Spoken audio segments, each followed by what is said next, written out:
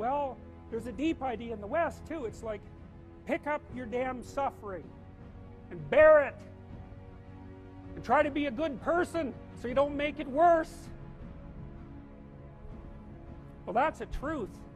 You know, I read a lot about the terrible things that people have done to each other. You just cannot even imagine it. It's so awful. So you don't want to be someone like that. Now, do you have a reason to be? Yes. You have lots of reasons to be. God, there's reasons to be resentful about your existence. Everyone you know is going to die. You know, you too. And there's going to be a fair bit of pain along the way, and lots of it's going to be unfair. It's like, yeah, no wonder you're resentful. It's like, act it out and see what happens. You make everything you're complaining about infinitely worse.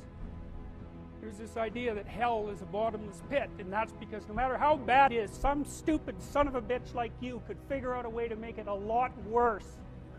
So you think, well, what do you do about that? Well, you accept it. That's what life is like. It's suffering. That's what the religious people have always said. Life is suffering. Yes.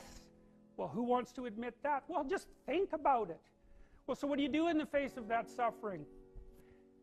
Try to reduce it. Start with yourself. What good are you? Get yourself together for Christ's sake, so that when your father dies, you're not whining away in a corner, and you can help plan the funeral, and you can stand up solidly so that people can rely on you. That's better. Don't be a damn victim. Of course you're a victim. Jesus, obviously. Put yourself together. And then maybe if you put yourself together, you know how to do that. You know what's wrong with you, if you'll admit it. You know there's a few things you could, like, polish up a little bit, that you might even be able to manage in your insufficient present condition.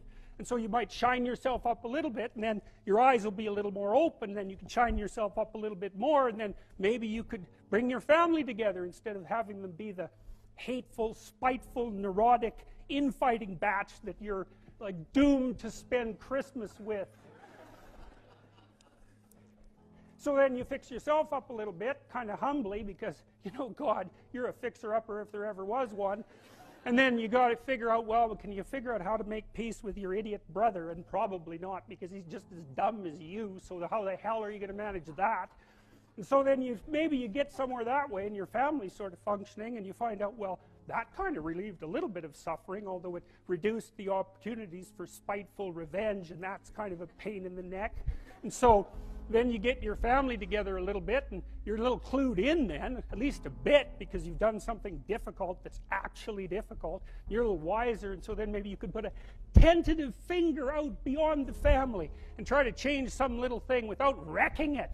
It's like, our society is complex, and we teach our students that they could just fix it. It's like, go fix a military helicopter and see how far you get with that. It's like, what are you going to do? You're like a chimp with a wrench. Whack! Oh, look, it's better. It's like, no, it's not better. Things are complicated, and to fix things is really hard. And you have to be like a golden tool to fix things, and you're not. So, and that's the other message of the West. It's like, how do you overcome the suffering of life? And I'm not saying it's only the message of the West. How do you overcome the suffering of life? Is be a better person. That's how you do it. Well, that's hard. It takes responsibility. And I think, you know, if you said to someone, you want to have a meaningful life? Everything you do matters. That's the definition of a meaningful life.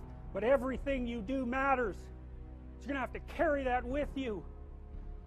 Or do you want to just forget about the whole meaning thing, and then you don't have any responsibility, because who the hell cares? And you can wander through life doing whatever you want, gratifying impulsive desires for how useful that's going to be.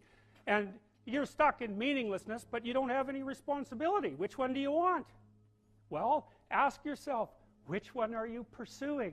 And you'll find very rapidly that it isn't the majority of your soul that's pursuing the whole meaning thing, because, well, look what you have to do that. You have to take on the fact that life is suffering. You have to put yourself together in the face of that. Well, that's hard. Christ, it's amazing people can even do it. I'm stunned every day when I go outside, and it isn't a riot with everything burning.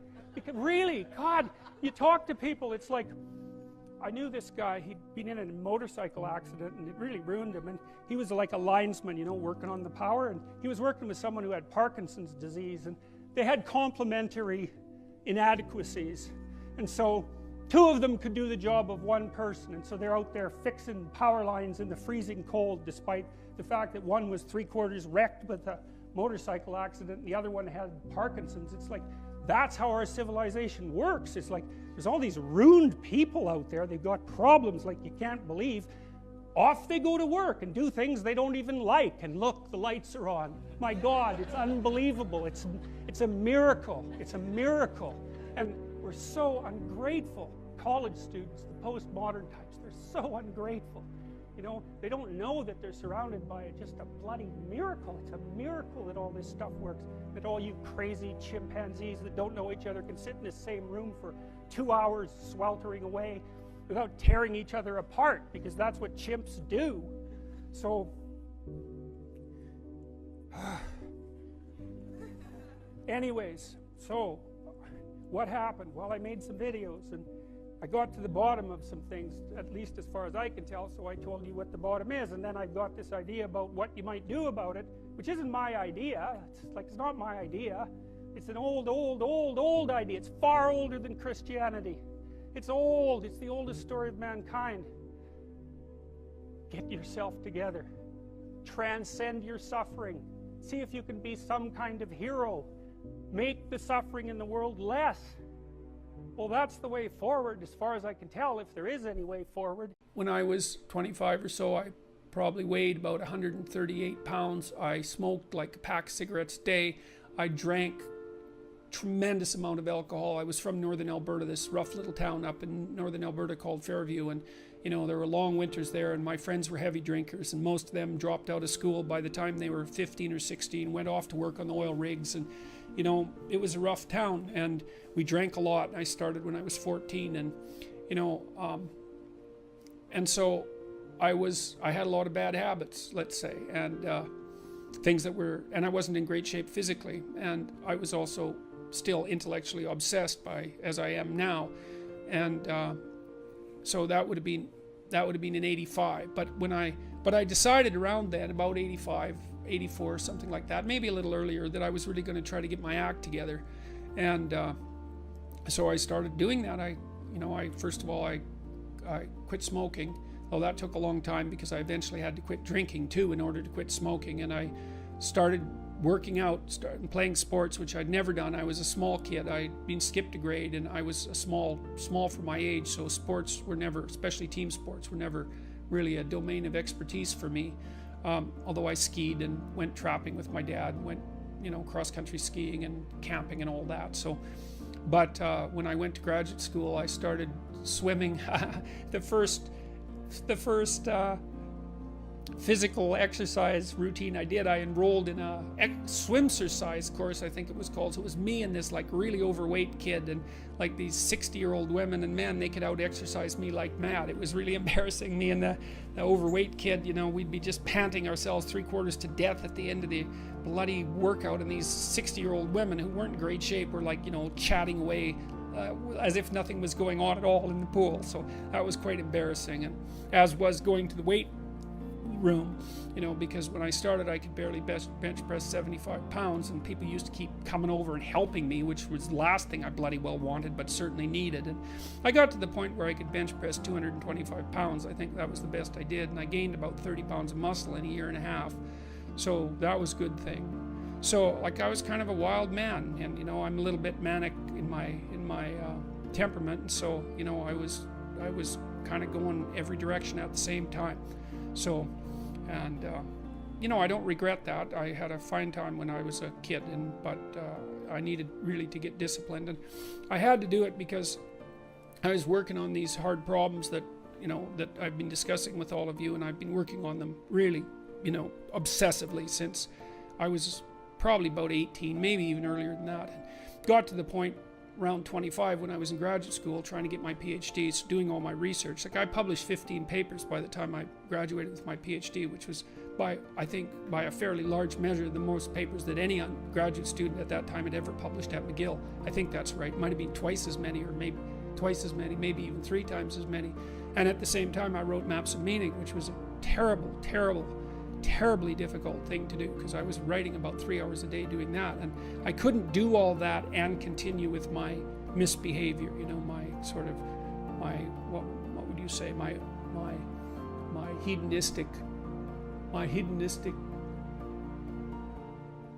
my massive hedonistic consumption of alcohol and all of that. I just couldn't keep it up, and also work seriously on the issues that were at hand. So, you know, I had to stop. That's a sacrifice. I had to stop messing about and straighten myself out. And I got married. Well, the woman who's my wife, Tammy, who I've known since she was 8 years old, she lived across the street from me in this little town called Fairview, and I was in love with her like the first time I saw her, which is quite the bloody thing. So that's worked out pretty well for me. But she came to live with me about the same time, and, you know, we decided jointly to get our act together, and we swore that we'd tell each other the truth, which I think she's actually done better than me. Like, I don't think she's lied to me ever in our entire marriage, which is unbelievable, you know. And it's been so useful because I can really tell her things and we can really talk. So I tell you, if you want to have a good relationship, man, you embed it in the truth, because if you don't embed it in the truth, you don't have a relationship. It's just lies. It's a tissue of lies, and it will dissolve in the chaos as soon as a crisis comes along. So the truth is a terrible thing, but not compared to falsehood. So any advice for students here? Yeah, read great books. Really, man.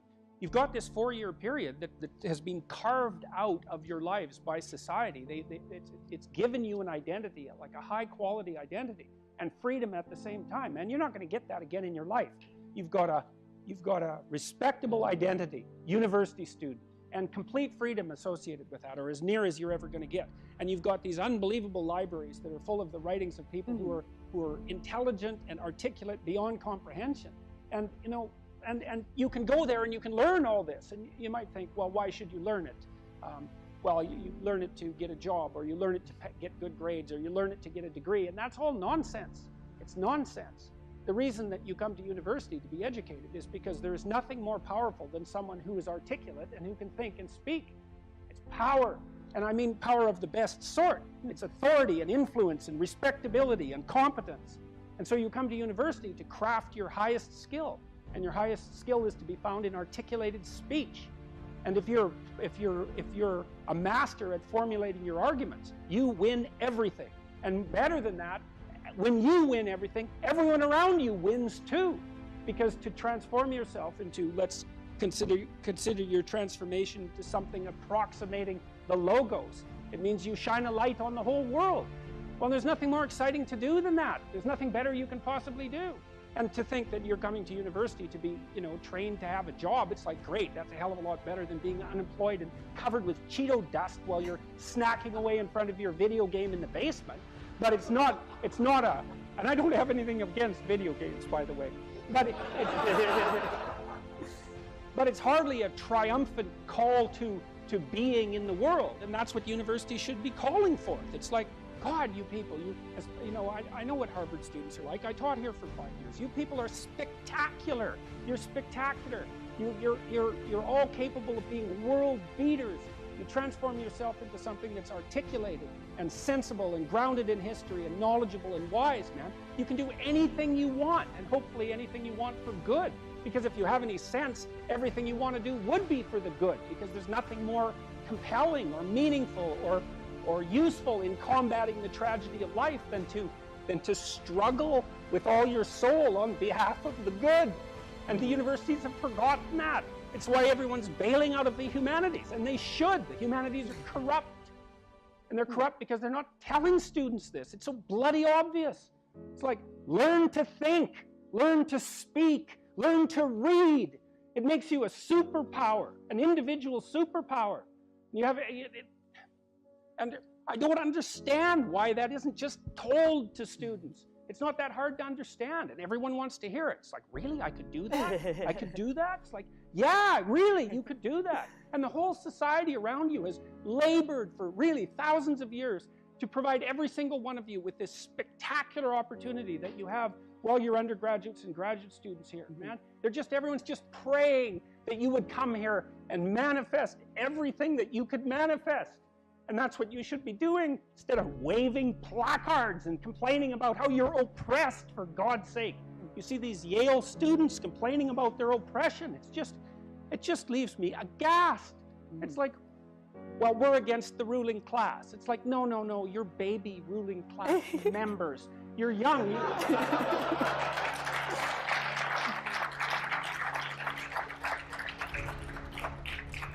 The only reason you're not rich is because you're young. You know, that's the best. Really, if you look at the 1% even, the dreaded 1%, you know, most of those people are old. Why? Well, when you progress through life, if you're reasonably successful, you trade in your promising youth for your wealthy old age, but you're still bloody old. Would you trade it? Would you trade your youth for that? Like, if you factor age out of the economic equation, things look a lot different. Well, of course older people have more money. If they have any sense, they've been collecting it for their whole life. Is that somehow unfair? It's not unfair unless you want to be poverty-stricken when you're 70, and you don't want to be poverty-stricken when you're 70. So I just don't understand what's happened to the universities. I can't believe that you're not told when you come the first day, look, man, you're here on a heroic mission. You're going to take your capacity to articulate yourself to levels that are undreamed of. You're going to come out of here unstoppable. You're going to be able to do anything you want. It's like, that's what you're here for. Instead, you're taught that, well, you know, the world's a pretty oppressive place, and you're probably the bottom of the victim pile, and there's virtually nothing you can do about it except, you know, deconstruct the patriarchy. And it's so weak-kneed and so pathetic that universities should be embarrassed that that's what they're peddling to students. I'm embarrassed by it. You know, I've gone on public record telling parents, bloody well send your boys to trade school, because at least they'll learn something useful. And that's a terrible thing for someone like me to say, because I do believe that being articulated and educated in the highest possible manner there's nothing that's better for you and for society. And why have the universities forgotten this? Well, that's postmodern neo-Marxism for you, you know, and the philosophy of intense resentment and oppression and group identity, and God, it's just pathetic. Dr. Peterson, I think a lot of students here would agree with you that one of the main purposes of education at college, particularly at Harvard, is to develop their sense of articulation, their ability to read, their ability to critically think. But then what comes after? Particularly at Harvard, there's a big discussion on what is a good life? What does it mean to use those skills that we get here, and then we graduate? What do we do from there? Stop unnecessary suffering. That's what you do. You know, that's your calling. It's like you say, well, what do you do after you graduate? Well, if you graduate articulated and powerful, there will be people giving you so many opportunities you won't even be able to keep up with them. You know, and I've worked with very, very competent people in many different domains in my life, hyper-competent people. And I can tell you some very interesting things about hyper-competent people. The first thing is they are not selfish, and they're not greedy. And one of the great pleasures in their lives is to find people who have the capacity to also be hyper-competent and to open doors for them as rapidly as they can possibly be opened. They delight in that, because there's very few things that are more intrinsically meaningful if you're an accomplished person than to find young people who have the possibility of being accomplished and say, hey, look, here's an opportunity for you. It's like, go out there, man, kill it. And then they go out there and kill it, and you think, right on, man. Here's another opportunity. Why don't you go out there and nail that too? And you think, no, they're all hoarding their wealth, and they're not going to share it with anyone. It's like, that's absolute, complete rubbish. And so you don't even have to worry about what you're going to do after you graduate from here if you turn yourself into half of what you could be, because people will be dying to offer you every opportunity that you can possibly make use of. So it's a moot point. The world is always desperately short of people who can think and speak. And you think, well, I won't be made use of. Well, first of all, you can't say that if you're at Harvard, for God's sake. I mean, people already figured out who you are. They've already figured it out. And they're offering you the world on a gold platter. They take it. It's yours. Take it. It's like, great, man. Put yourself together and deserve it. That would be great. And that's what everyone wants. It's what your parents want. It's also what you want. You know it. It's what you want. It's what women want from men. It's what men want from women. It's like for you to be who you could be. And the highest faculty of the human being is articulated speech. It's the divine faculty, and there is nothing more powerful than that. There's nothing that's even in the same league. And so if you don't have faith in that, then your priorities are misplaced. And I can't even understand why you wouldn't have faith in that, being, say, Harvard students, because look where it's got you already. You know, you're already sitting on top of the world. So deserve it, make use of it. Right? Go out there and fix things up. That's what you need to do. There's lots of things that need to be fixed up. And what you want to do is burden yourself with so much responsibility that you can barely stand. And then you'll get stronger trying to lift it up. And you won't be asking, what should I be doing with my life, or what's the meaning of life, or any of that. It'll be self-evident. It's self-evident. At minimum, you can say, there's more suffering in the world than there should be, and I could probably do something about that. And you can do something about that. So go do something about it. And then there'll be less suffering in the world. And then when you're 80, you can look back on your life and say, well, you know, there's less suffering in the world than there would have been had I not existed. And you don't have to even have a sense of ultimate destiny, or even any sort of theistic belief to regard that as a positive good.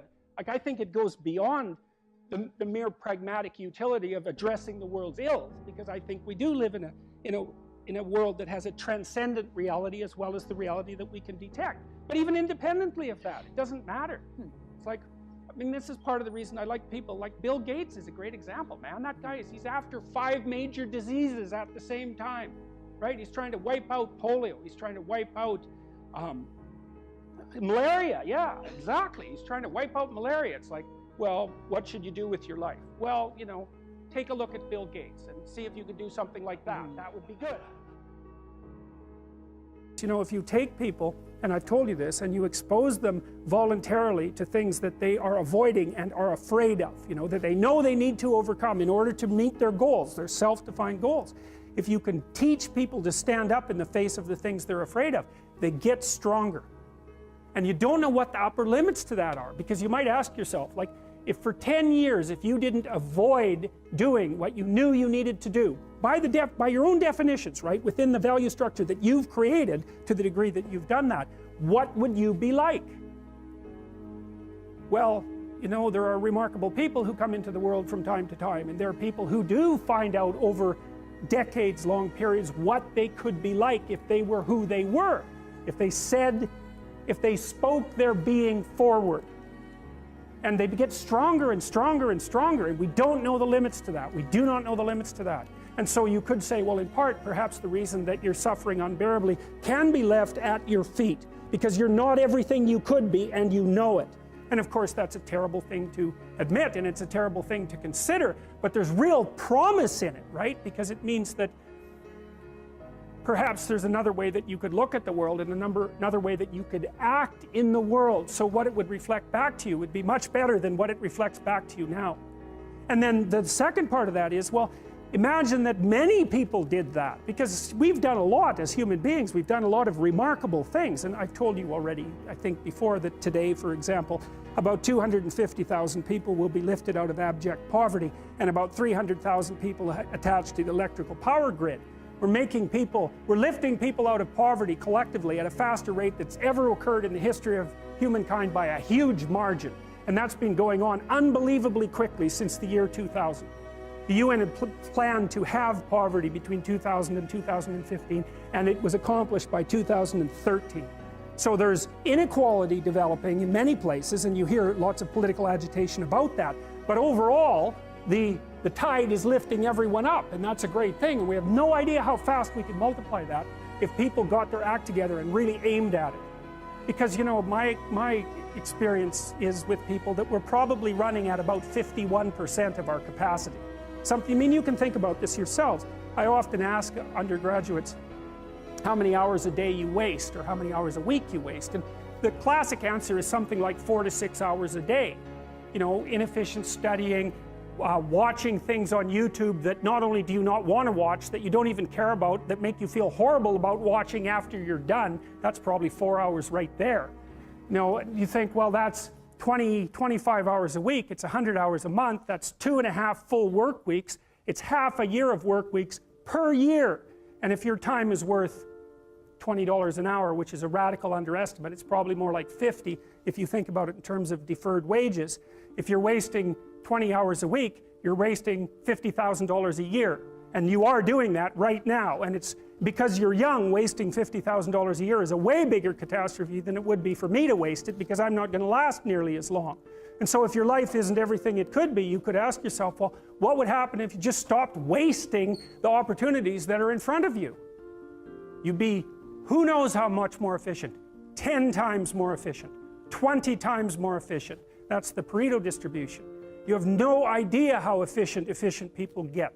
It's off the charts. Well, and if we all got our act together collectively and stopped making things worse, because that's another thing people do all the time, not only do they not do what they should to make things better, they actively attempt to make things worse because they're spiteful or resentful or arrogant or deceitful or homicidal or genocidal, or all of those things all bundled together in an absolutely pathological package. If people stopped really, really trying just to make things worse, we have no idea how much better they would get just because of that.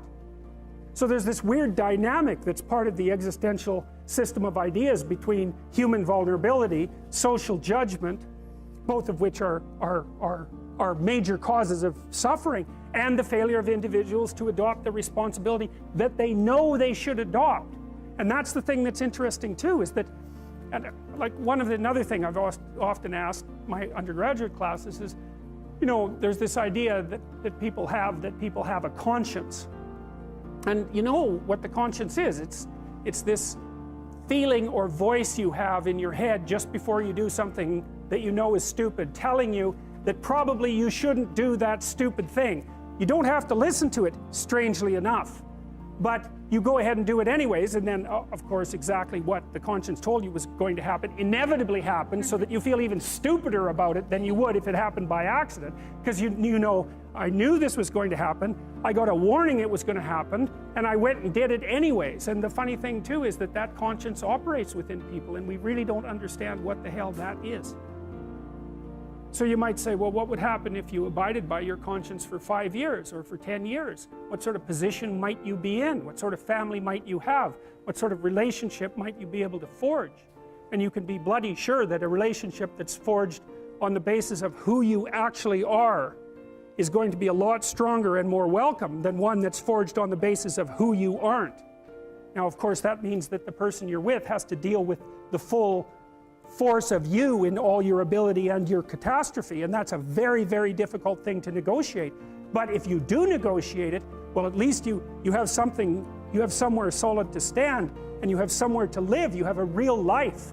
And it's a great basis upon which to bring children into the world, for example, because you can have an actual relationship with them instead of torturing them half to death, which is what happens in a tremendously large minority of cases. Well, it's more than that too, because, and this is what I'll close with, and this is why I wanted to introduce Solzhenitsyn's writings to you. You see, because it isn't merely that your fate depends on whether or not you get your act together and to what degree you decide that you're going to live out your own genuine being. It isn't only your fate, it's the fate of everyone that you're networked with. And so, you know, you think, well, there's 9 billion, 7 billion people in the world. We're going to peak at about 9 billion, by the way, and then it'll decline rapidly, but 7 billion people in the world, and who are you? You're just one little dust mote among that 7 billion, and so it really doesn't matter what you do or don't do, but that's simply not the case. It's the wrong model, because you're at the center of a network. You're a node in a network. Of course, that's even more true now that we have social media. You'll know 1,000 people, at least, over the course of your life. And they'll know 1,000 people each, and that puts you one person away from 1,000,000, and 2 persons away from 1,000,000,000. And so that's how you're connected. And the things you do, they're like dropping a stone in a pond. The ripples move outward, and they affect things in ways that you can't fully comprehend. And it means that the things that you do and that you don't do are far more important than you think. And so if you act that way, of course, the terror of realizing that is that it actually starts to matter what you do. And you might say, well, that's better than living a meaningless existence. It's better for it to matter. But I mean, if you really asked yourself, would you be so sure if you had the choice? I can live with no responsibility whatsoever. The price I pay is that nothing matters. Or I can reverse it and everything matters. but I have to take the responsibility that's associated with that. It's not so obvious to me that people would take the meaningful path. Now when you say, well, nihilists suffer dreadfully because there's no meaning in their life, and they still suffer, yeah, but the advantage is they have no responsibility. So that's the payoff, and I actually think that's the motivation. Say, well, I can't help being nihilistic, all my belief systems have collapsed. It's like, yeah, maybe you've just allowed them to collapse because it's a hell of a lot easier than acting them out. And the price you pay is some meaningless suffering, but you can always whine about that and people will feel sorry for you, and you have the option of taking the pathway of the martyr, so that's a pretty good deal, all things considered, especially when the alternative is to bear your burden properly and to live forthrightly in the world. Well, what Solzhenitsyn figured out, and so many people in the 20th century, it's not just him, even though he's the best example, is that if you live a pathological life, you pathologize your society. And if enough people do that, then it's hell. Really, really. And you can read the Gulag Archipelago if you have the fortitude to do that, and you'll see exactly what hell is like. And then you can decide if that's a place you'd like to visit, or even more importantly, if it's a place you'd like to visit and take all your family and friends, because that's what happened in the 20th century.